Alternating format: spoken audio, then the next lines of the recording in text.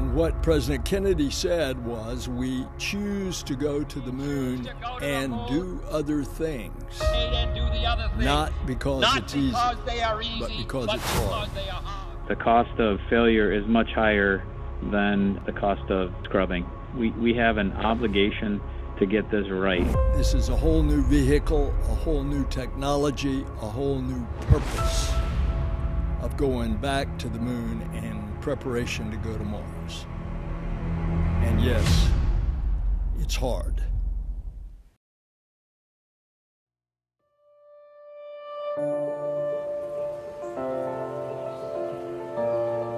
What an exciting day at the Kennedy Space Center. You can see the Orion spaceship coming out of the ONC building where we've been assembling it for several years.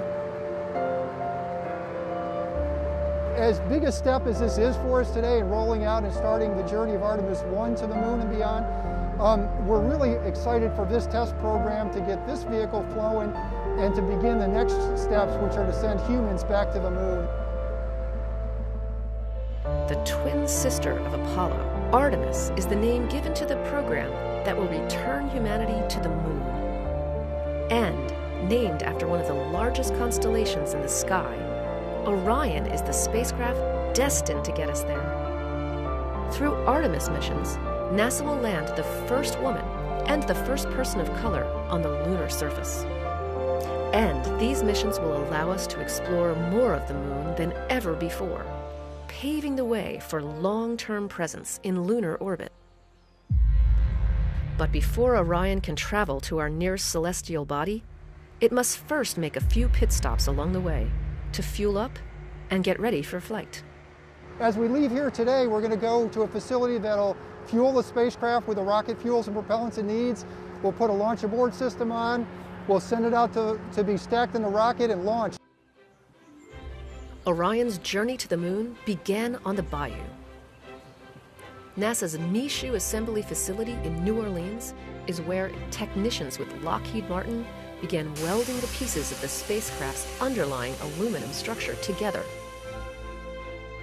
1 year later, it arrived in Florida, taking up semi-permanent residence inside the Neil Armstrong Operations and Checkout Building at NASA's Kennedy Space Center.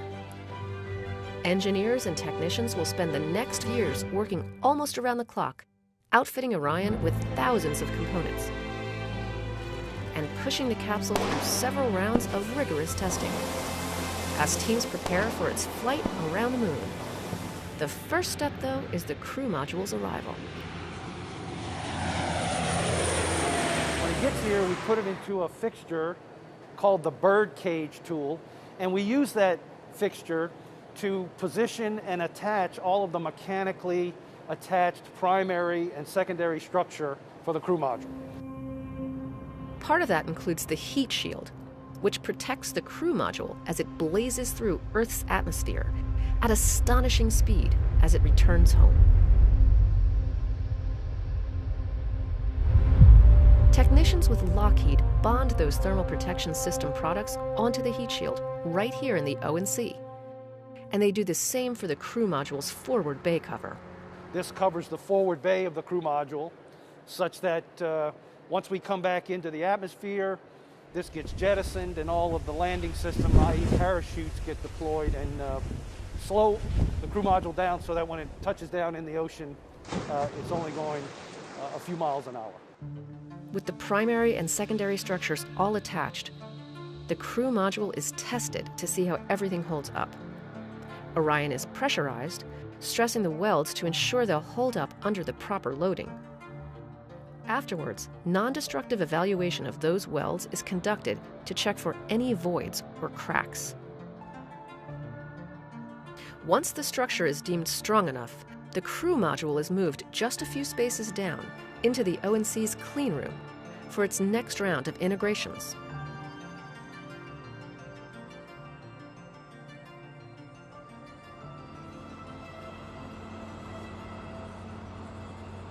The crew module is on the move again to the crew module integration station. There, all of the electrical systems, including wire harnesses and avionics boxes, that control the crew module's guidance, navigation, communications, and its power subsystems are integrated. The crew module isn't the only thing that makes up the Orion spacecraft. Teams also worked closely with the European Space Agency to build the service module, the element that will power Orion on its journey around the moon. And when we have a full service module and a full crew module, then we stack the two together and we have what's called the crew service module for Artemis 1. Under the Artemis program, NASA plans to not only return to the moon, but to use that as a stepping stone to go farther than any human has ever gone before, Mars. To get there, it's truly a cross-country and international effort among thousands of individuals. You know, it really is a testament to the workforce. If you think about what we've been through over the years that they've been putting this together, and particularly think about the environment that this team was dealing with. We're dealing with COVID, and we're asking these folks to come into work every day and finish the spacecraft so we can keep this mission going. And we're excited. And really, this is only the start of Orion's path to the pad. It's a little hard to put into words when you think about the fact that we are in the first flow of what will be our nation's deep space exploration program. It hits you in the heart, and it really speaks to why we all are doing what we're doing. I never thought as a little kid growing up I'd be part of something like this today. Now as a dad of two young girls, to be able to tell them what I do and to be able to have them someday watch the first woman stand on the moon is pretty amazing to me personally.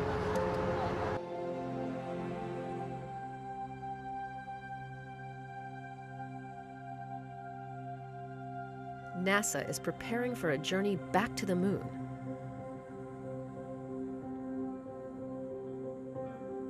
To get there, we need tons of rocket power coming from our Space Launch System.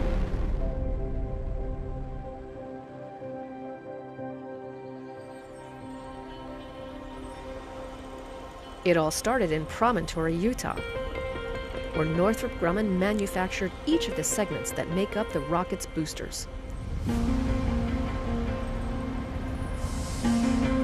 After a 10-day cross-country journey, the booster segments were delivered to Kennedy Space Center's Rotation, Processing, and Surge Facility, or RPSF. If this all sounds familiar, that's because it's the same facility that was used to process shuttle booster segments, which all came from Utah.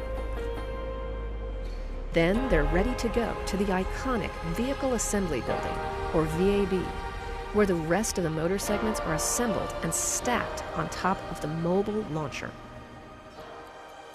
This vehicle, of course, it's produced all across the country. Components all come here. They may be built around the country, but they all come together right here in the Vehicle Assembly Building.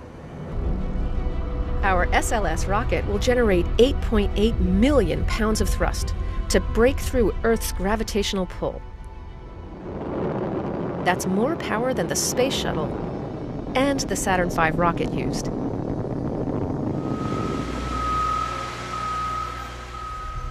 Teams with NASA's Exploration Ground Systems are responsible for assembling the boosters that will house the majority of that power. The twin solid rocket boosters, made up of 10 total motor segments, will stand nearly 17 stories when fully stacked. First, teams will inspect and prep the hardware.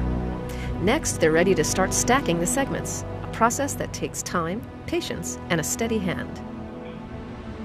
Once we have everything done in High Bay 4, we pick up the segment with the 325 crane, pick it up over the 16th floor crossover to where you see it now, and we begin stacking the segments. Each segment, we lift over the 16th floor crossover and stack it. Once we stack it, we put it on top of the segment below, and we put about 177 pins all the way around the whole thing to attach each segment.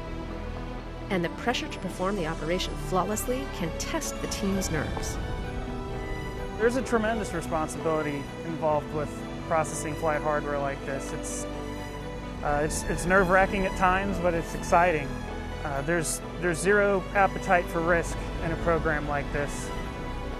With all 10 booster segments now fully stacked on the mobile launcher, there's just one final piece of the puzzle to round out the power needed to get SLS off the ground and send it to space. Core stage. After a 900-mile journey aboard NASA's Pegasus barge, the SLS core stage, the largest rocket stage NASA has ever built, has made it to Kennedy Space Center.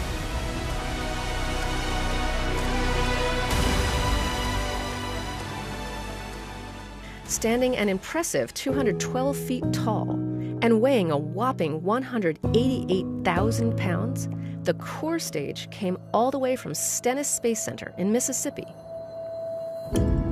The core stage went through round after round of rigorous testing, including what's called its Green Run series. The successful final test resulted in some big emotions from the team.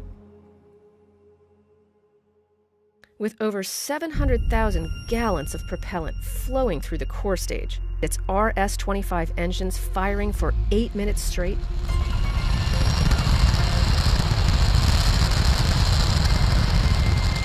the series involved 8 rounds that looked at systems individually before culminating in pure power.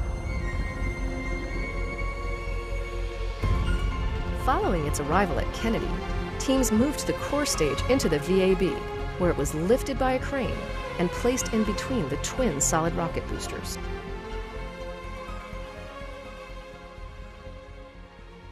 Essentially, we have these 2 massive cranes that are located inside of the VAB, where we go ahead and we pick 2 points at the end of the core stage, one on the back portion of it and on the front portion of it. We lift it up to the point where we're able to transition it from a horizontal position over into a vertical position, and then essentially bring it way up to the top of the vehicle assembly building and cross it over into High Bay 3.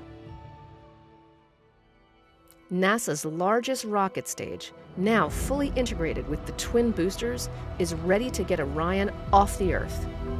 But it will take one more critical component to give the capsule that extra push it needs to journey tens of thousands of miles beyond the moon. With just a single RL-10 engine, the Interim Cryogenic Propulsion Stage, or ICPS, will provide over 20,000 pounds of thrust to send Orion on the ride of a lifetime. To connect the ICPS with the rocket stack, teams next added the launch vehicle stage adapter to the core stage, followed by the ICPS. But before the spacecraft can be attached to the rocket, teams will conduct a series of tests to ensure all of SLS's components communicate properly with one another, plus the ground systems equipment, the launch control systems, and its software. Adding to the challenge, those methods for testing have changed significantly since the days of the Apollo program. Initially built in the 1960s to house assembly of the Saturn V, the VAB has undergone some major modifications to support several different kinds of rockets and spacecraft, whether they're going into low Earth orbit or venturing to deep space.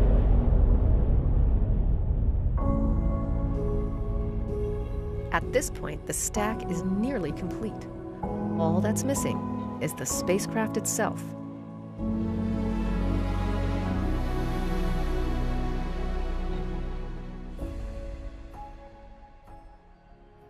With fueling of Orion's crew and service modules complete, the spacecraft moves from the MPPF into the Launch Abort System facility.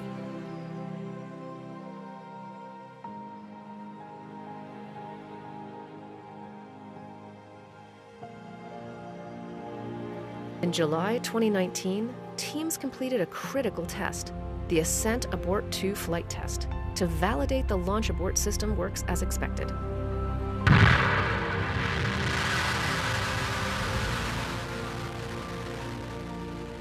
After reaching an altitude of about 6 miles, where the test spacecraft experienced high-stress conditions expected during launch, the abort sequence triggered.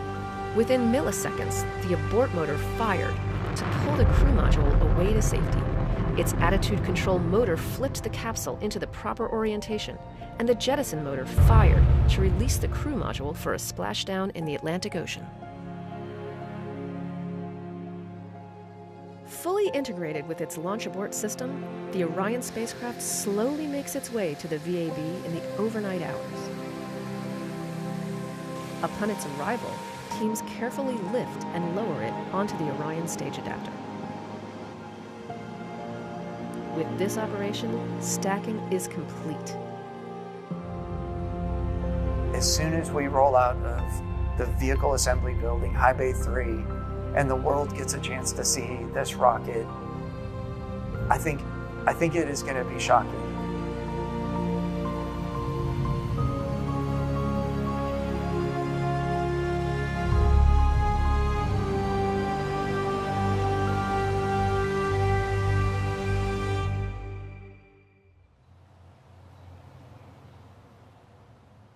Every single vehicle that has carried humans beyond the bounds of low Earth orbit has undergone integration and testing in that vehicle assembly building. The Space Launch System, mated with the Orion spacecraft, will continue this proud tradition. NASA took a giant step toward returning humanity to the moon. The fully assembled Space Launch System rocket and Orion spacecraft for the Artemis 1 mission made its debut outside the massive vehicle assembly building. We've seen the mobile launcher outside, and it's massive, but now add an over 300-foot rocket on top of it, it's just going to be amazing. Charlie Blackwell Thompson oversees the launch countdown, ultimately providing the go for launch. Entity, launch director, representing this team and all the men and women that have worked to make this day happen, I proudly give you a go to roll the Artemis launch vehicle to the pad. Once outside, the rocket began its nearly 4-mile journey to the pad, riding atop a 6.6 million-pound crawler transporter, which was originally constructed to transport the Apollo moon rocket. Now NASA's new moon rocket is making the same journey the Saturn V took 50 years ago. It is amazing to see the culmination of all of this work of many years, to have a chance to then now see their work going over to the pad and then launching to go to the moon.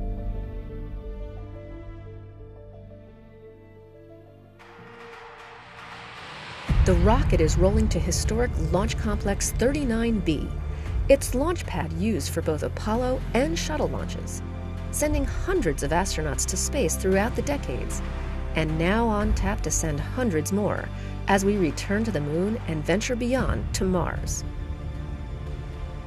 But for this mission, there will be no astronauts on board.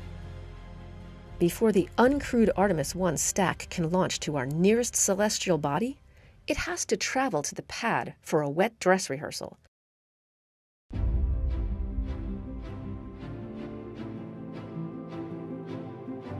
Wet dress rehearsal is essentially launch without a launch.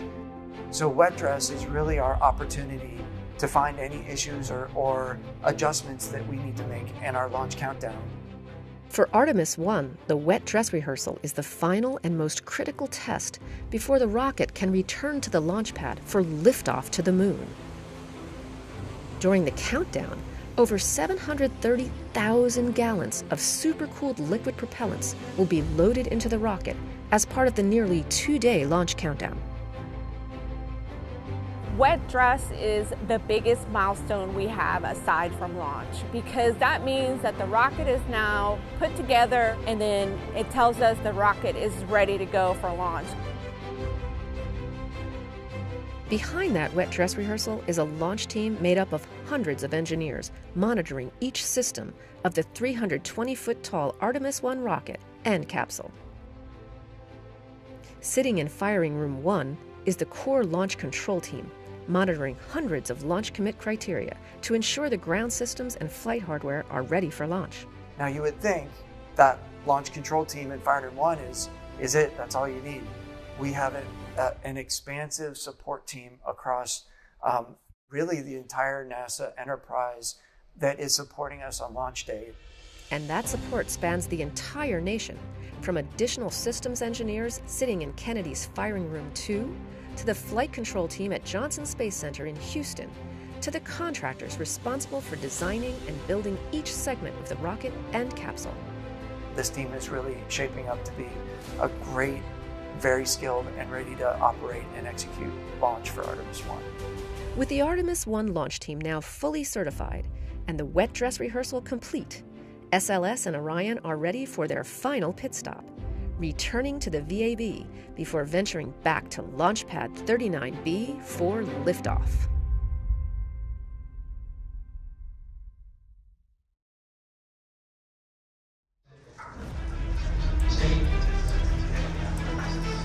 The countdown to T-0 starts approximately 2 days before launch.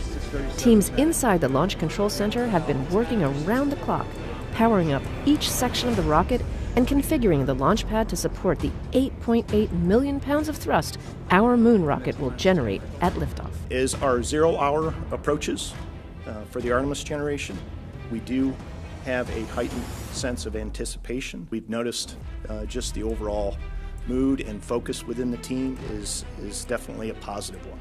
Over the past few years, teams have put in thousands of hours, performing simulations and rehearsals to ensure that they are ready for this moment. Today, we make history.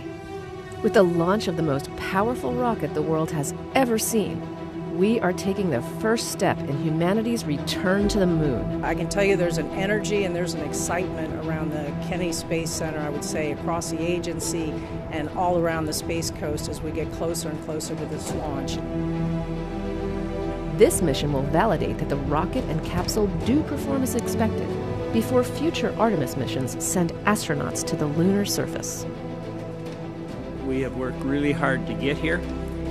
The team has done an absolutely outstanding job.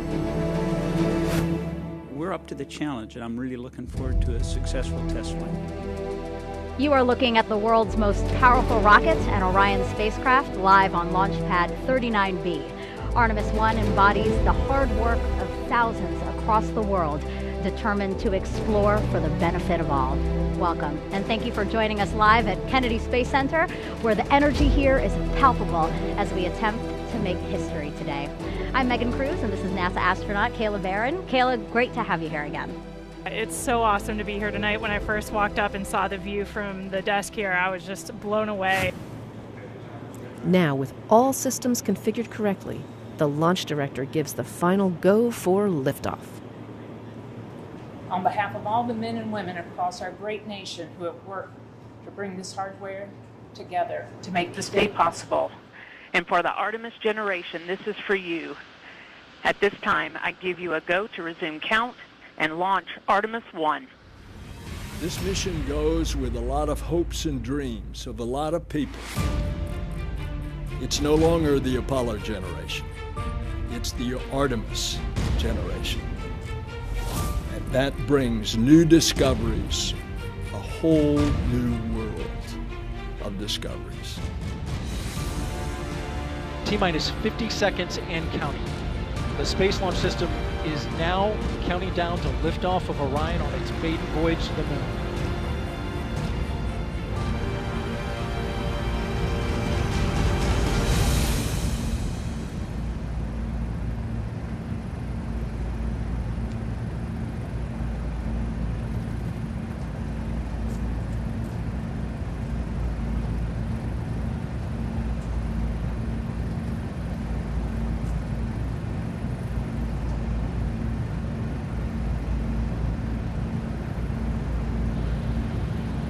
And here we go. 10. Hydrogen burn-off igniters initiated. 7, 6, 5. 4-stage engine start. 3, 2, 1. And liftoff of Artemis 1. We rise together back to the moon and beyond.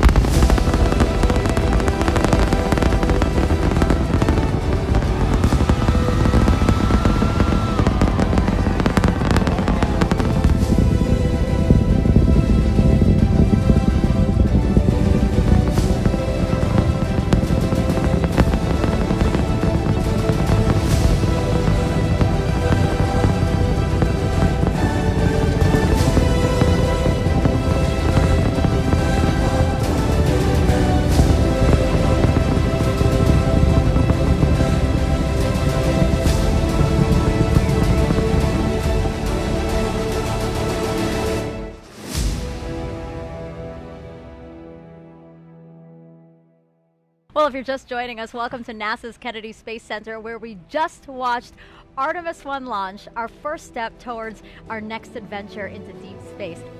It was incredible. It took my breath away and I was tearing up. What an amazing accomplishment for this team.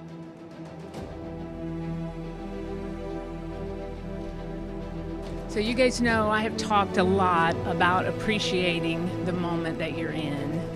And we have worked hard as a team. You guys have worked hard as a team for this moment. This is your moment.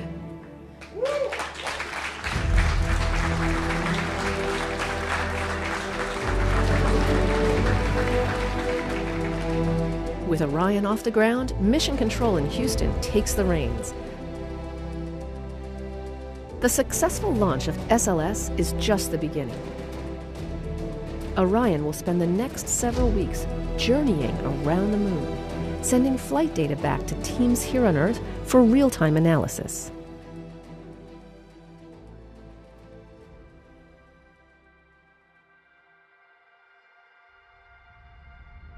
During its mission, Orion reached speeds traveling about 30 times as fast as the speed of sound.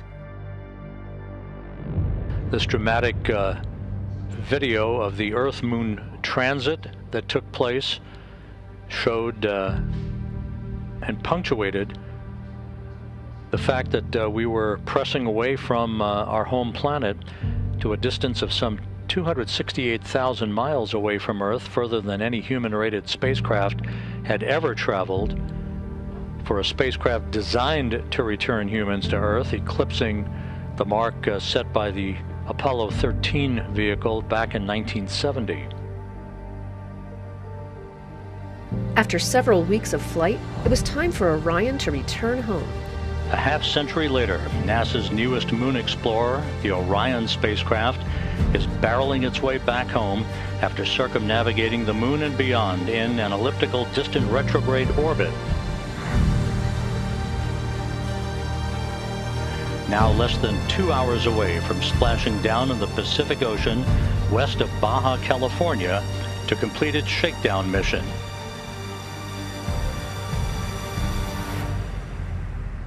Like the Apollo missions of the past, Orion will have to endure incredibly high temperatures during re-entry of Earth's atmosphere.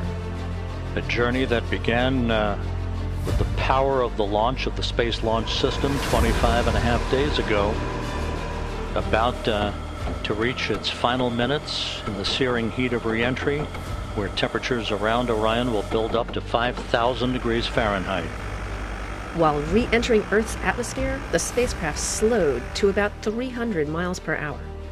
As it continued its descent, Orion's parachute system, containing 11 total parachutes, deployed once it reached approximately 9,000 feet and a speed of about 130 miles per hour. And there it is, high over the Pacific, America's new ticket to ride to the moon and beyond now in view.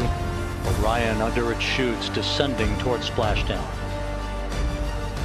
These parachutes help slow the crew module to a much more manageable speed, roughly 20 miles per hour, for a water landing off the coast of California. Splashdown. From Tranquility Base to Taurus Littrow to the tranquil waters of the Pacific, the latest chapter of NASA's journey to the moon comes to a close. Orion, back on Earth.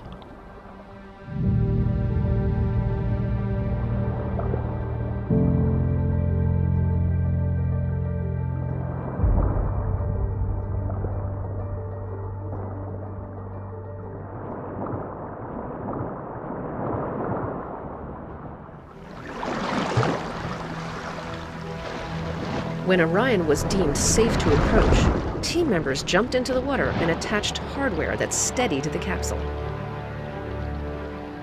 What we do at NASA really is all about collaborations, and the collaborations that we've had with the Department of Defense in particular over the past years, their hard work and their dedication as they went through a great deal of planning, hardware development and processes, and a lot of practicing to get to this point. And that team made of a combination of NASA and Department of Defense personnel, has put in years of work to make sure that they were ready. It's just been a long time coming. We've been working this mission for a while, and we've done a ton of training. And every time you do training with a mock-up capsule, you don't have any of that. You don't have parachutes. You don't, hear it coming back through the atmosphere, the sonic booms and all of that kind of stuff. And today that actually happened. It's just amazing.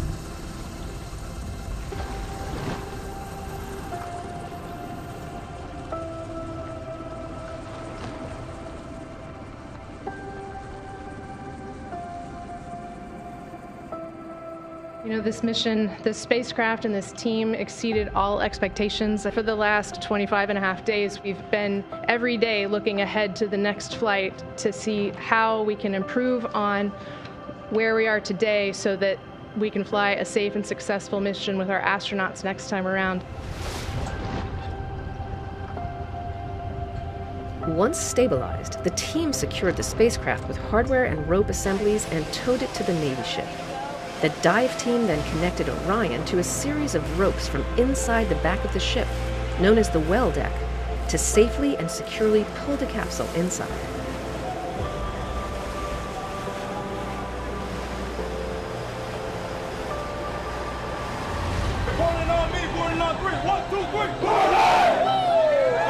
With Orion safely secured inside the ship, teams made their way to Naval Base San Diego, where the capsule was offloaded and prepped for its cross-country trip back to its home base, Kennedy Space Center. This is really the start of a campaign of several missions to get humans back to the moon and beyond to Mars. So there's still a lot to be done, and this is just the beginning. Kennedy just stunned everybody with the Apollo generation. I believe that this nation should commit itself to achieving the goal before this decade is out, and said that we were going to achieve what we thought was impossible.